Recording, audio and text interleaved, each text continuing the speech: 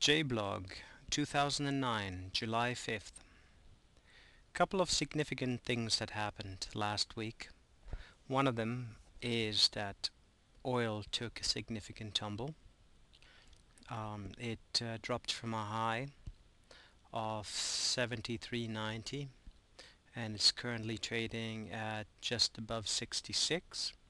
I was just looking at the futures of it's Sunday, and it looks like it's gonna drop below 65, so we're basically going to violate this low right here with a lower low. We've already violated it with a lower low before, and we're just going to make that even lower. So that's a bearish sign for oil. So that's a one lower high and one lower low. Other things that have happened are that USO again has dropped.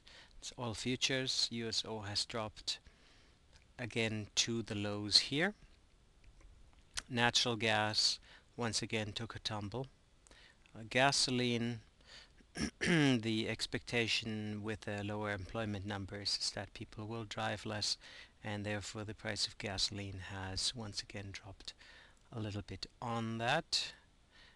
Commodities in general, like the commodity ETF, DBC, commodities have made a lower high here quite significantly. The other thing that I saw was the gold oil ratio. Once again, gold is increasing with relationship to oil, so people are off uh, the risk taking and into preservation of wealth. Same thing with silver. Actually, the gold silver exchange had been dropping. Gold had been going up with respect to silver because silver is both monetary as well as an industrial metal, where gold is only monetary metal. So that has gone from 60 up to 70. Again, that doesn't bode well for the economic recovery and the green shoots that people are talking about. Going over to the S&P 500, the S&P 500 saw a big decline on Thursday. Friday the market was closed. On Thursday it saw a big decline.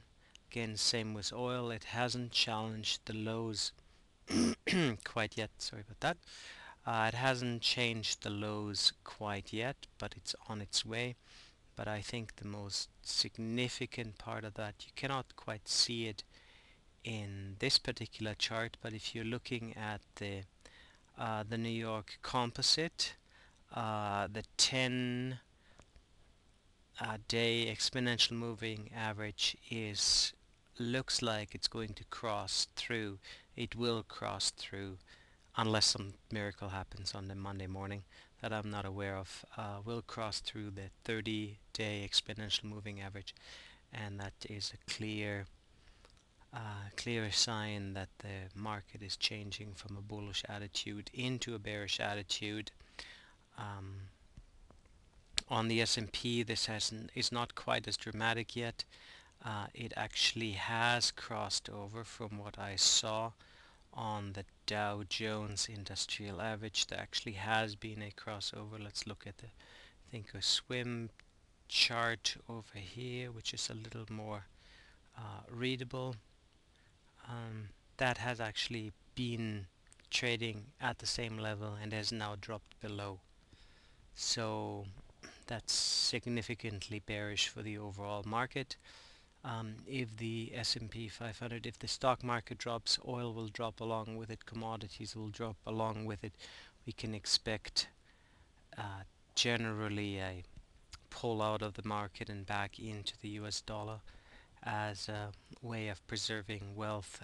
Possibly gold, that's not quite clear. Gold no longer seems to hold the edge that it once had. People prefer cash right now, so I wouldn't necessarily head into gold. I might just stay in cash if you're conservative. Me myself, I as always, as I've been for the last 4 weeks, I've been short, and I'm very comfortable being short. I am short the S&P 500, I'm short the Dow Jones Industrial Average, I am short the financials via the SKF, and I'm short oil. SKF has been doing quite nicely. I did a, let's go to the 3 month. I did a little blurb on Twitter the other day. You can find me on Twitter under JAmft, or just Jürgen Amft, and I just said that my stop on SKF is $30 and my target is 120. So with a $10 risk, going from 40 to 120, actually 160, my limit is 160. So going from 40 to 160 is 120.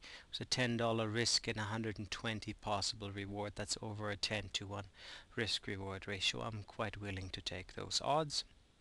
And if I'm wrong, well, then I'm just wrong. But those are odds that I simply have problems not taking. DTO, another one that I'm short oil via the DTO, which is a double inverse fund, and it has gained for a while there. It was nice, and then it dropped off, and I started to evaluate, am I wrong? Could it be that oil keeps going? And it could always be that I'm wrong.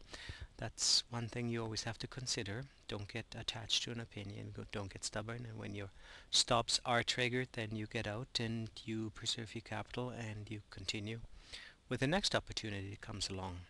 Sooner or later, you will hit a home run. And that's really what trading is all about. It's not about guessing which way the market goes, right? It's not a question of doing the technical analysis right, but it is waiting for those big opportunities and then having big runs and cutting your losers very short. This means taking small losses and big gains, and that's really where the money is. Nobody knows the future. Technical analysis is only one way of guessing where perhaps it might go, but if you don't have proper risk reward ratio strategies in place, you will not live long as a trader. So DTO looks good to me. I continue holding it. Again, I got in here somewhere in the low 70s. Now it's 80. I have no doubt that this one can go to at least 120. My stop right now is 160 on this one. 160, I think. I forget. But the point is that this is once again about a double, and my stop would have been somewhere around the 60s. So again, the risk reward ratio there is nice. I stick with that. AGU, not particularly impressed about, but I did sell an option and I made money on that. And eventually I do like the agricultures, and I will continue selling options on that as time goes on. So same as always, nothing has changed in my opinion. We are still looking for a correction of this current bull run, the bull run that I think is most likely the first leg in a bull market, but could very well be just another downturn. Either way, I'm fine with that, but for the short term I am short, and I continue to be short, and I'm happy there. That's all for today. I hope you have a good week trading, and all the best.